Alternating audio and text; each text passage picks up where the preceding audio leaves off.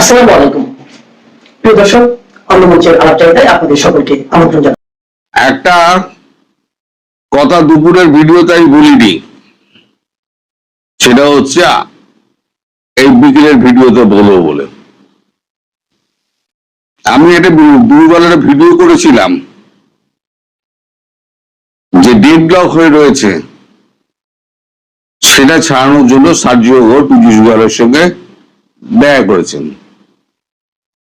আমি তার খবরের কাগজ কাটিংও দিয়ে দিয়েছিলাম। তারপর ভারতবর্ষ কি কি করছে না করছে সেগুলো একটা ভিডিও করেছিলাম। সেখানে একটা ঘটনা ঘটেছে, যে ঘটনাটা আমি তখন বলিনি, আলাদা করে বলবো বলে এখন তাই বলছি। সার্জিও ঘোষের সঙ্গে যখন পীযূষ গোয়েলের যখন বৈঠক হয়, যখন বলেন যে আমাদের এই যে ডেডলক হয়ে রয়েছে, যে আমাদের এটা কি বলে বাণিজ্য চুক্তিটা, সেটা ভারত ছেড়ে দিক, নাহলে পরে আমরা খুব অসুবিধার মধ্যে রয়েছে। শেষ পর্যন্ত আমি বলেছি যে 10% 5% নেমে এসছে ট্যারিফে। এখন ট্রাম্প যে কোনো মূল্যে ওই চুক্তিটা করতে চান। উনি অনেক ট্যারিফের হুমকি দিয়েছেন, রাশিয়ার ব্যাপার দিয়ে বাংলাদেশে সিআইএ লাগিয়ে দিয়েছেন বাংলা অস্থির করার জন্য, মায়ানমারে খেলে দিয়েছেন, অনেক কিছু করেছেন। দেখুন, ভারতকে জব্দ করা যাচ্ছে না। যে ইন্দো প্যাসিফিক যদি দখল করতে হয় বা ওখানে যদি ঢুকতে হয়, তাহলেও ভারতকে দরকার। চীনের দৌরাত্ম রুখতে গেলেও ভারতকে দরকার। ফলে বাংলাদেশ ইস্যু যেটা বাংলাদেশ নিয়ে যেটা ভারত শর্ত দিয়েছে, সেই শর্তটা মেনে নেওয়ার জন্য প্রেসিডেন্ট উন্মুখ হয়ে রয়েছেন।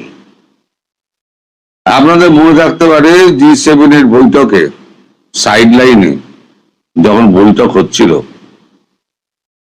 তখন ট্রাম্প একটা কথা বলেছিলেন যে আজকে যদি ভারত কোনো বিপদে পড়ে, তাহলে আমেরিকা সর্বপ্রথম এগিয়ে আসবে, কিন্তু নরেন্দ্র মোদীকে ক্ষমতায় থাকতে হবে। তো সেই কথাটাই আমাদের পীযূষ গোয়েল তাকে মনে করিয়ে দিয়েছেন যে আপনাদের প্রেসিডেন্ট এরকম কথা বললেন, তিনি তো অনেক কিছু বলেন তারপরে ভুলে যান। তখন সার্জিও বলেছেন যে আমাদের প্রেসিডেন্ট যা বলেন তিনি অনেক ভেবেচিন্তে বলেন। উনি যখন বলেছেন ভেবেচিন্তেই বলেছেন। শোনা কথা, তখন আমাদের পীযূষ গোয়েল একটু মুচকি হেসেছেন। রাতে বোধহয় সার্জিও ঘোষের এইখানে ধাক্কা লেগেছে।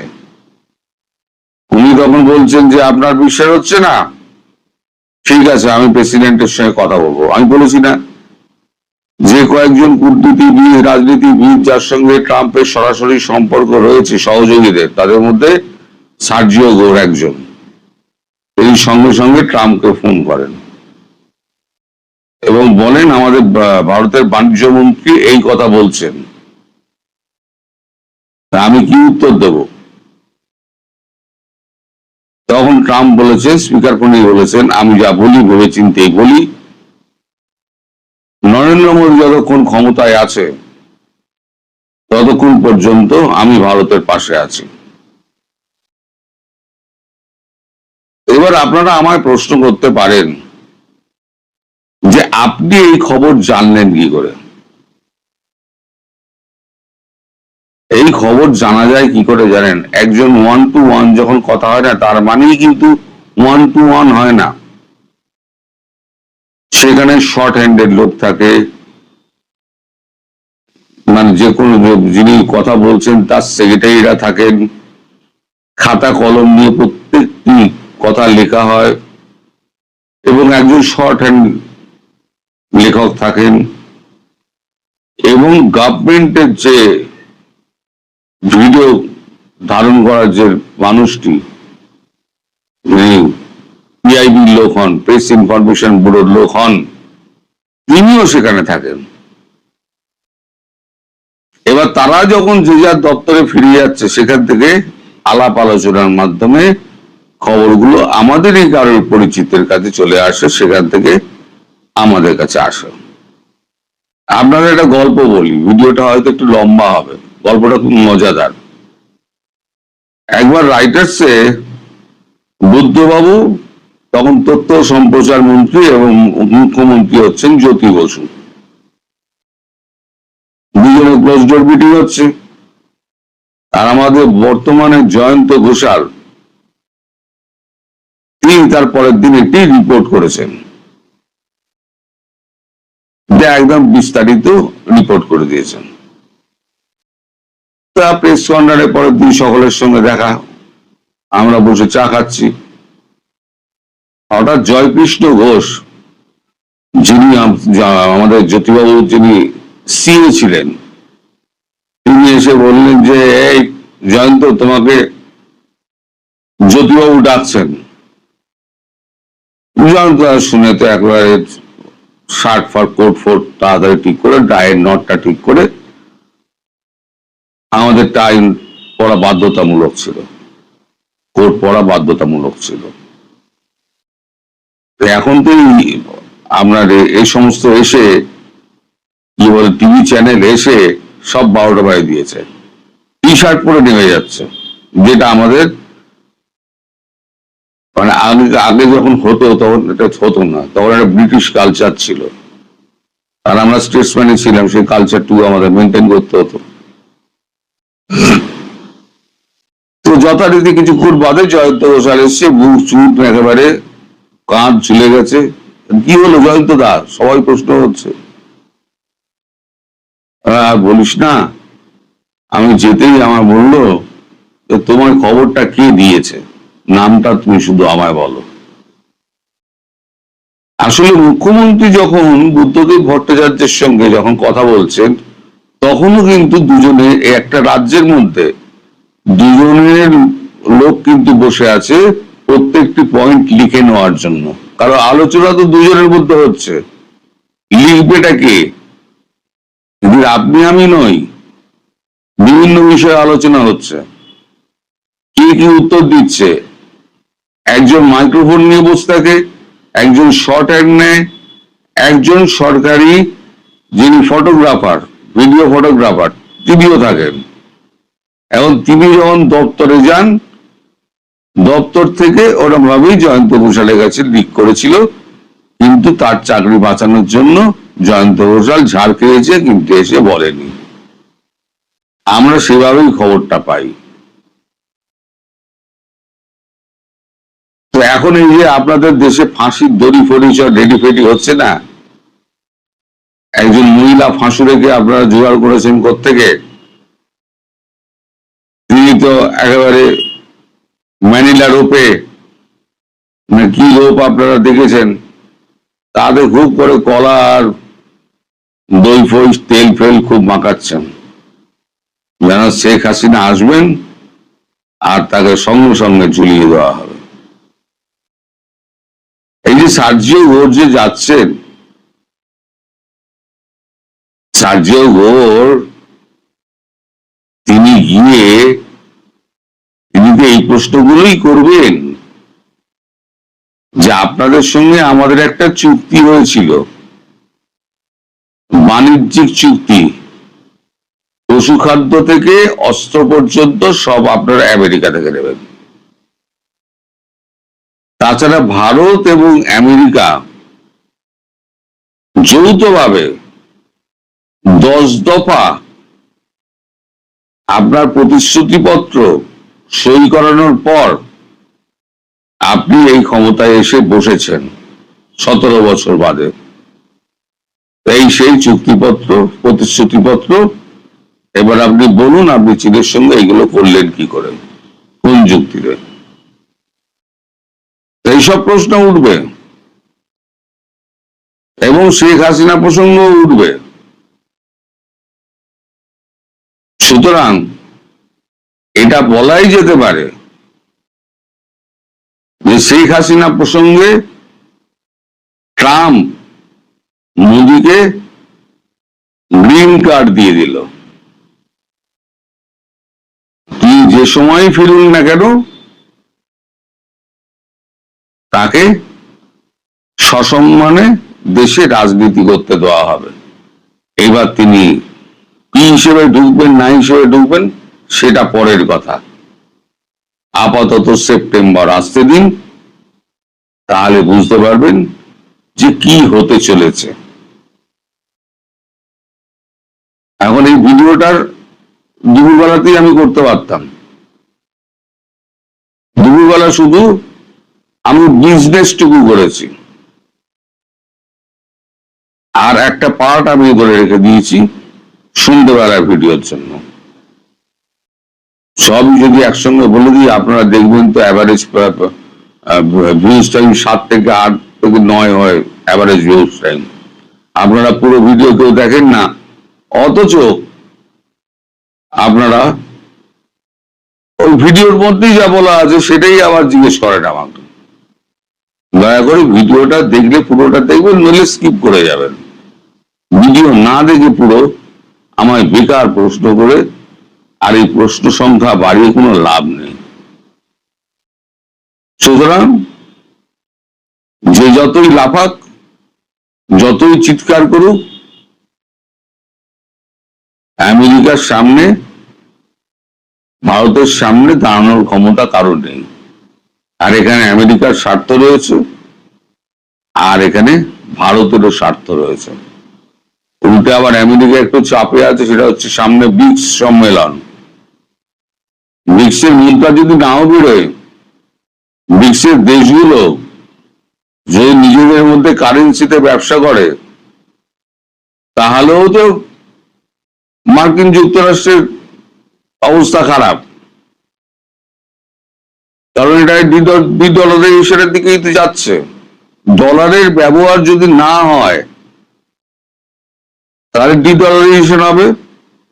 আর আগের ভিডিওতে এই ব্যাখ্যা করেছি যে আমেরিকার কি অবস্থা, খাদ্য পণ্যের কি অবস্থা। আমাদের যে বাণিজ্য চুক্তি সেটা 99.9% রেডি হয়ে গিয়েছে।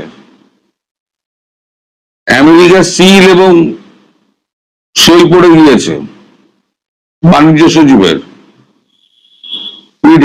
সম্ভবত, কিন্তু আমাদের পড়েনি। ওই 0.1% বাকি আছে। শেখ হাসিনা ফেরার পর যতই হোক আমেরিকা, শেখ হাসিনা ফেরার পর তারপর চুক্তিটি সই হবে। তারপর থেকে যা কাজ করব তখন থেকে শুরু হবে আমেরিকার সঙ্গে, তার আগে নয়। আগে কাজ করে দেখাও, তারপর তার ফল পাবে। সবাই ভালো থাকবেন। আগামী 30 জুলাই 3 দিনের সফরে বাংলাদেশে আসছেন মার্কিন প্রেসিডেন্ট ডোনাল্ড ট্রাম্পের অত্যন্ত ঘনিষ্ঠ এবং বিশেষ দূত সার্জিও গোর। পরিবর্তিত রাজনৈতিক ও আঞ্চলিক পরিস্থিতিতে ট্রাম্পের খুব ঘনিষ্ঠ সার্জিও গোর ঠিক কি বার্তা দিতে বাংলাদেশে আসছেন তা নিয়ে কূটনৈতিক ও রাজনৈতিক মহলে চলছে নানা ধরনের আলোচনা। বিশেষ করে গত 22 জুলাই ফিলিপাইনের ম্যানিলায় আসিয়ান আঞ্চলিক ফোরামে পররাষ্ট্রমন্ত্রী পর্যায়ের বৈঠকের ফাঁকে বাংলাদেশের পররাষ্ট্রমন্ত্রী ডক্টর খলিলুর রহমানের সঙ্গে মার্কিন পররাষ্ট্রমন্ত্রী মার্কো রুবিওর বৈঠক হয়েছিল। সে বৈঠকে সার্জিও গোরও ছিলেন। তার এক সপ্তাহের মধ্যে কেন তিনি বাংলাদেশে আসছেন সে প্রশ্ন উঠছে। আবার গোরের সফর আগে ঢাকায় পশ্চিমা কূটনীতিকদের তৎপরতাও বেশ বেড়েছে। বাংলাদেশে এসেছেন মার্কিন গোয়েন্দা সংস্থা সিআইএর সাবেক জ্যেষ্ঠ কর্মকর্তা জেরাল্ড পি হ্যামিল্টন। যদিও বাংলাদেশের সংবাদ মাধ্যমগুলো কূটনৈতিক একাধিক সূত্র বরাত দিয়ে বলছে বাংলাদেশের পররাষ্ট্র নীতির গতিপথ বুঝতে ঢাকায় আসছেন ট্রাম্পের এই বিশেষ দূত। বলা হচ্ছে গোর 3টি ইস্যুতে ট্রাম্প প্রশাসনের সুনির্দিষ্ট কৌশলগত বার্তা নিয়ে তিনি ঢাকায় আসছেন। এই 3 ইস্যুর মধ্যে প্রথমটি হলো সরাসরি মার্কিন স্বার্থ সংশ্লিষ্ট ইস্যু, দ্বিতীয়টি যুক্তরাষ্ট্রের আঞ্চলিক মিত্র ভারত এবং মিয়ানমারের বিরল খনিজ ইস্যু, এবং সবশেষ বাংলাদেশের অভ্যন্তরীণ রাজনীতির মেরুকরণ ইস্যু আছে। বাংলাদেশের এই অভ্যন্তরীণ রাজনৈতিক ইস্যুটি হলো শেখ হাসিনার দেশে ফেরা এবং আওয়ামী লীগের কার্যক্রমের উপর নিষেধাজ্ঞা নিয়ে। সূত্রগুলো বলছে কোন সমীকরণ বুঝতে নয়, বরং বাংলাদেশ সরকারের শীর্ষ পর্যায়ে ও রাজনৈতিক দল এবং সুশীল সমাজকে পরিষ্কার বার্তা দিতেই গোর ঢাকায় আসছেন। বিস্তারিত জানতে চলুন যাওয়া যাক বিশ্লেষণ। মার্কিন যুক্তরাষ্ট্রের দক্ষিণ ও মধ্য এশিয়া বিষয়ক বিশেষ দূত সার্জিও গোর কেবল একজন কূটনীতিক নন, তিনি ডোনাল্ড ট্রাম্পের দ্বিতীয় মেয়াদের পররাষ্ট্রনীতির অন্যতম প্রধান কুশীলব। এর আগে তিনি হোয়াইট হাউসে প্রেসিডেন্টের সহকারী ও প্রেসিডেন্সিয়াল পার্সোনাল ডিরেক্টর হিসেবে দায়িত্ব পালন করেন। বাংলাদেশের গণমাধ্যমের খবরে বলা হচ্ছে বেশ কিছু সুনির্দিষ্ট লক্ষ্য নিয়ে তিনি 3 দিনের সফরে ঢাকা আসছেন। 24 জুলাই বাংলাদেশের পররাষ্ট্র প্রতিমন্ত্রী শামা ওবায়দ সাংবাদিকদের বলেছেন 30 জুলাই 3 দিনের সফরে বাংলাদেশে আসছেন গোর। তিনি আশা করছেন সার্জিও গোরের এই সফরে বাংলাদেশ ও যুক্তরাষ্ট্রের মধ্যকার সম্পর্ক আরো সুদৃঢ় হবে এবং সহযোগিতার নতুন নতুন দিগন্ত উন্মোচিত হবে। বাংলাদেশের সরকারি সংবাদ সংস্থা বাসোস এবং দৈনিক প্রথম আলোর খবরে বলা হয়েছে 3 দিনের সফরের প্রথম দিনে সার্জিও গোর প্রধানমন্ত্রী তারেক রহমান ও পররাষ্ট্রমন্ত্রী খলিলুর রহমানের সঙ্গে বৈঠক করবেন। সফরকালে তিনি রাজনৈতিক দলের নেতা, পেশাজীবী ও নাগরিক সমাজের প্রতিনিধিদের সঙ্গেও মত বিনিময় করতে পারেন। শেষ দিনে কক্সবাজারের রোহিঙ্গা শরণার্থীদের পরিস্থিতি সরেজমিনে দেখার কথা রয়েছে তার। মিয়ানমারে চলমান গৃহযুদ্ধ এবং রাখাইন রাজ্যে আরাকান আর্মির অবস্থান বাংলাদেশের সীমান্ত নিরাপত্তা এখন এক জটিল সন্ধিক্ষণে। জানা গেছে গোর সরাসরি মাঠ পর্যায় থেকে পরিস্থিতি মূল্যায়ন করে ওয়াশিংটনে রিপোর্ট করবেন। কূটনৈতিক সূত্রগুলো বলছে বাংলাদেশ সরকারের সাথে যুক্তরাষ্ট্রের নিয়মিত দ্বিপাক্ষিক বিষয়গুলো দেখভাল করেন বাংলাদেশ নিযুক্ত মার্কিন রাষ্ট্রদূত বেন ক্রিস্টেনসেন। আর ইউএস স্টেট ডিপার্টমেন্টে এই বিষয়ে তদারকি করেন যুক্তরাষ্ট্রের দক্ষিণ ও মধ্য এশিয়া বিষয়ক মার্কিন সহকারী পররাষ্ট্রমন্ত্রী পল কাপুর। পল কাপুর গত মার্চে 2 দিনের সফরে ঢাকা এসেছেন।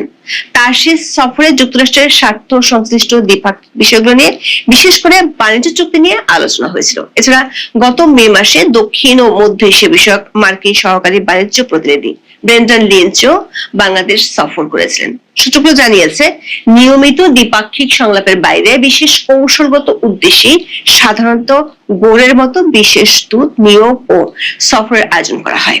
দৈনিক প্রথম আলো রিপোর্টে বলা হয়েছে সার্জিও গোরের সফরে বাংলাদেশের পররাষ্ট্রনীতির বর্তমান অগ্রাধিকার, আঞ্চলিক কৌশলগত অবস্থান এবং ঢাকা ওয়াশিংটন সম্পর্কের ভবিষ্যৎ নিয়ে আলোচনা গুরুত্ব পাবে। বিশেষ করে জুনে অনুষ্ঠিত প্রধানমন্ত্রী তারেক রহমানের চীন সফর, একই মাসে পররাষ্ট্রমন্ত্রী খলিলুর রহমানের মস্কো সফর এবং তুরস্কের পররাষ্ট্রমন্ত্রী হাকান ফিদানের ঢাকা সফরের পর বাংলাদেশের কৌশলগত অবস্থান নিয়ে আন্তর্জাতিক মহলে যে আগ্রহ তৈরি হয়েছে সেই প্রেক্ষাপটে ওয়াশিংটনের মূল্যায়নও এ সফরে প্রতিফলিত হতে পারে।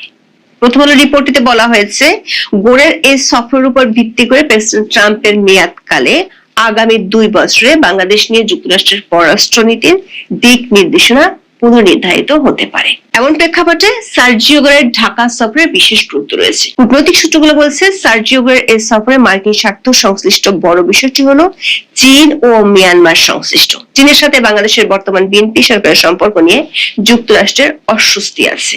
বিগত অন্তর্বর্তী সরকার আমল থেকে চীনের সাথে বিশেষ সখ্যতা নিয়ে এরই মধ্যে বাংলাদেশে নিযুক্ত মার্কিন রাষ্ট্রদূত বেন ক্রিস্টেনসেন বেশ কয়েকবার প্রকাশ্যে কথা বলেছেন। সবশেষ প্রধানমন্ত্রী তারেক রহমান চীন সফরে গেলে দেশটির প্রেসিডেন্ট শি জিনপিং চীন, মিয়ানমার ও বাংলাদেশের মধ্যে অর্থনৈতিক করিডোরের প্রস্তাব দেন।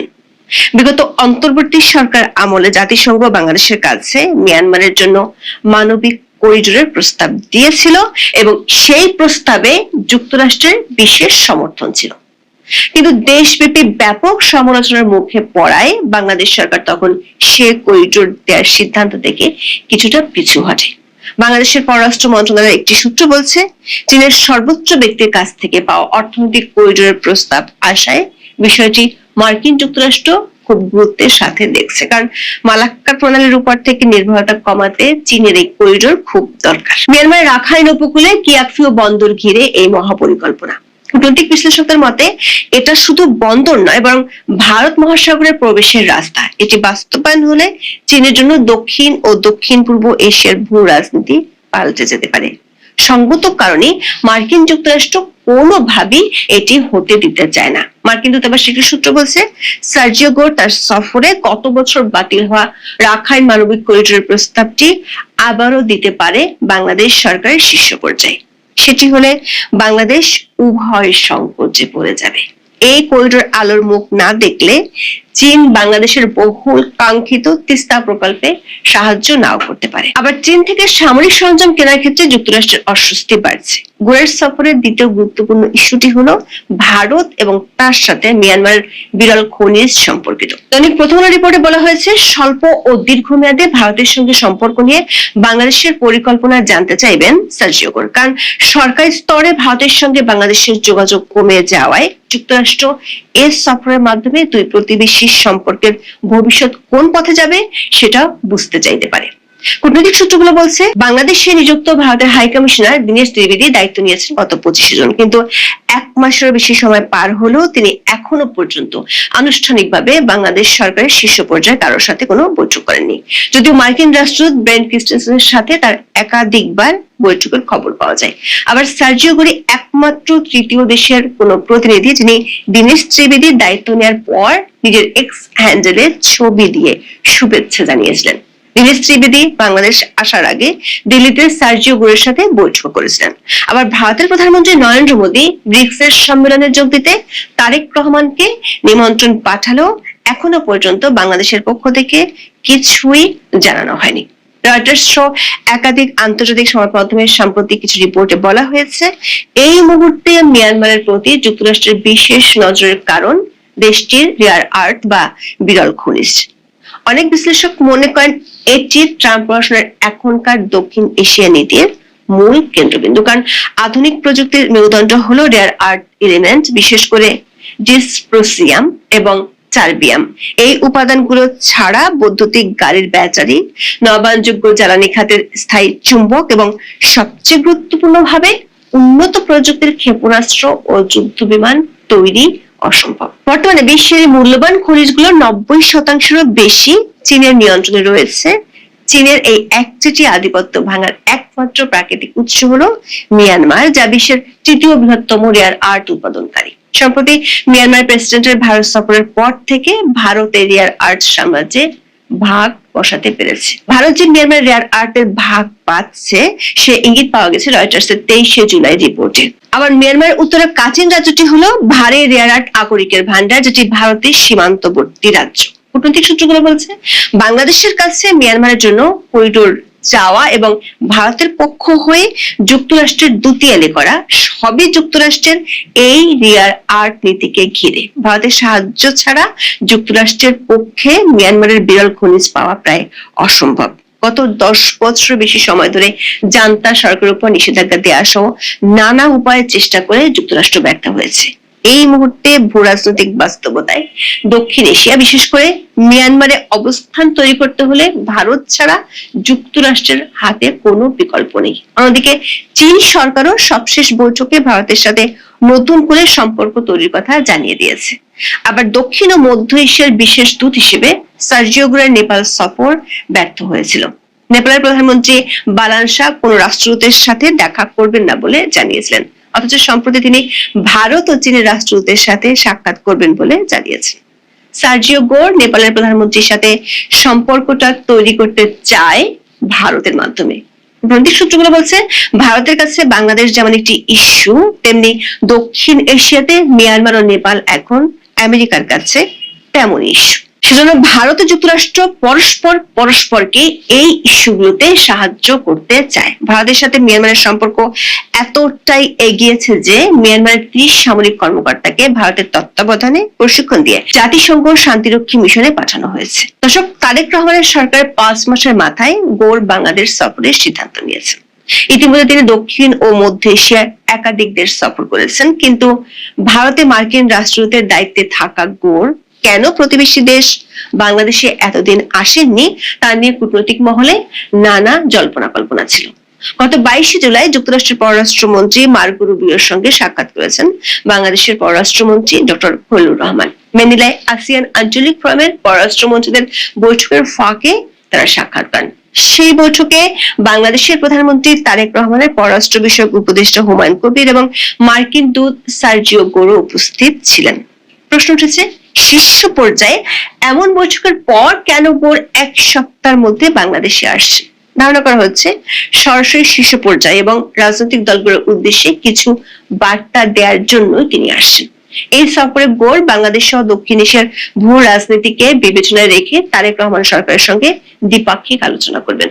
তাৎপর্যপূর্ণ বিষয় হলো, ডোনাল্ড ট্রাম্পের বিশেষ আস্থাভাজন গোর এমন সময় ঢাকা সফরের সিদ্ধান্ত নিয়েছেন যখন সম্প্রতি বাংলাদেশের সাবেক প্রধানমন্ত্রী শেখ হাসিনা তার দেশে ফেরার কথা বলেছেন। আর শেখ হাসিনার দেশে ফেরার ইস্যুটি কূটনৈতিক দিক থেকে ভারতের সাথে সরাসরি সম্পর্কিত, কারণ তিনি 5 আগস্ট থেকে দিল্লিতে আছেন। আবার কূটনৈতিক পর্যায়ে অস্বস্তির কারণে বাংলাদেশে অন্তর্ভুক্তিমূলক রাজনীতির আলোচনাটা কোনো পক্ষই শুরু করতে পারছে না। মার্কিন যুক্তরাষ্ট্র ছাড়াও ইউরোপীয় ইউনিয়নভুক্ত বেশ কিছু দেশের প্রতিনিধিরা এ বিষয়ে বাংলাদেশ সরকার ও বর্তমানে সক্রিয় রাজনৈতিক দলগুলোকে বার্তা দিয়েছে। কয়েকদিন আগে ব্রেন ক্রিস্টেনসন এবং সবশেষ 27 জুলাই ফ্রান্সের রাষ্ট্রদূত জার্মান চার্লস দাফিয়ার্স এনসিপি নেতাদের সাথে বৈঠক করেছে। কূটনৈতিক মহলের ধারণা, বাংলাদেশে অন্তর্ভুক্তিমূলক রাজনীতি এবং মানবাধিকার পরিস্থিতির ক্রমবর্ধমান অবনতি নিয়ে মার্কিন প্রশাসন দেশে বিদেশে চাপের মুখে আছে। এই পরিস্থিতিতে শেখ হাসিনা এবং আওয়ামী লীগ সম্পর্কে মার্কিন নীতির অবস্থানের কতটুকু পরিবর্তন হচ্ছে সেটি সার্জিও গোরের সফরের পরেই বোঝা যেতে পারে। তবে শেখ হাসিনা সম্প্রতি আওয়ামী লীগের দলীয় সভায় বলেছেন, আন্তর্জাতিক পরিস্থিতির দ্রুত পরিবর্তন আসন্ন এবং তার দলের বেশ কয়েকজন নেতা বিদেশি পক্ষগুলোর সাথে যোগাযোগ রাখছেন। আবার পরিস্থিতি বিবেচনায় এটিও পরিষ্কার যে ভারত সরকারও দ্বিপাক্ষিক আলোচনায় মার্কিন প্রশাসনকে বাংলাদেশের পরিস্থিতি এবং শেখ হাসিনার দেশে ফেরার বিষয়ে জানিয়েছে। দক্ষিণ ও মধ্য এশিয়ার দায়িত্বে থাকা গোরের 5 মাস পর ঢাকা সফরের সিদ্ধান্ত নিয়ে বিশেষজ্ঞ মহল মনে করছে তারেক রহমানের সরকারকে মার্কিন প্রশাসন পর্যবেক্ষণে রেখেছিল। বিগত 5 মাসে বিএনপি সরকারের কার্যকলাপ পর্যালোচনার পর ঢাকা যাওয়ার সিদ্ধান্ত নিয়ে